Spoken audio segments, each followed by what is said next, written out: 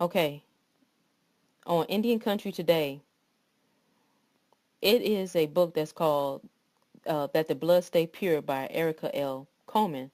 And according to her 2013 book, the term's origins can be traced to medieval Italy, where it was a classification of a skin color, not race.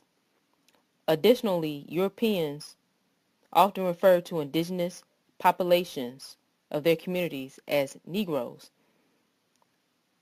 In the Portuguese colony of Brazil, Indians were called Negros de Terra, meaning Negroes of the land. Coleman pointed out during the conference that the early Virginia legislature identified Moors and Negroes separately, and there is also documentation in which individuals were described as Negro African. She questioned why the two words would have to be used together to describe a person, to describe an African person.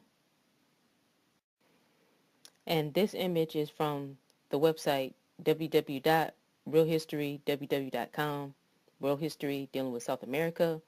And this picture shows a group of Native Americans that are brown skinned, and some of them have on their feather headdresses. But if you look at the picture closely, you'll see that the little baby and the man to the left, what looks like a red type of skirt type of thing wrapped around his waist, if you notice that his hair is curly, and most Mongoloid Asian type people, their hair texture isn't like that.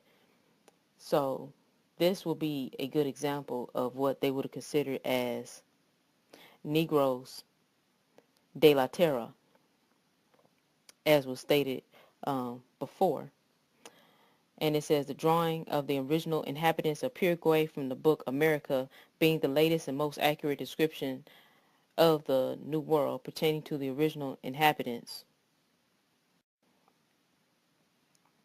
In regard to the contact between the two races, by which such stories could be borrowed from one by the other, it is not commonly known that in all of the southern colonies, Indian slaves were bought and sold and kept in servitude and worked in the fields side by side with Negroes up to the time of the Revolution, not to go back to the Spanish period, when such things were the order of the day. We find the Cherokee as early as 1693 complaining that their people were being kidnapped by slave hunters. Hundreds of captured Tuscarora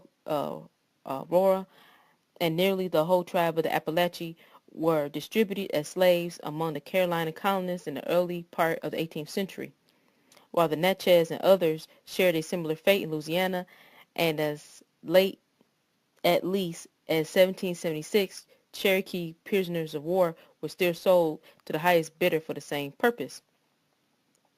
At one time, it was charged against the governor of South Carolina that he was provoking a general Indian war by his encouragement of slave hunts. Furthermore, as the coast tribes dwindled, they were compelled to associate and intermarry with the Negroes until they finally lost their identity and were classified with that race, so that a considerable portion of the blood of the southern Negroes is unquestionably Indian. Negro, noun, member of black skin race of Africa, 1550s, from Spanish or Portuguese Negro, black. Now, they're trying to make you believe that the word Negro only applies to people of African descent, where you see U.S. citizens of African descent. Now, that is not true, as we know. They had called the Native Americans Negros de la Terra, which means the Negroes of the land, and I showed you a picture of that. So, which Negroes are they talking about here? Are they talking about the American Indians, aka Native Americans, Negroes, or are they talking about people of African descent? They're trying to make African Americans believe they are only of African descent, which they are not, because a lot of African Americans have grandparents and great-grandparents and so on and so forth that came from down south. And as you saw earlier, Indians that were enslaved were called Negroes. So the politics of today and of yesterday is that they have misclassified the Native Americans and trying to pass them off as Africans.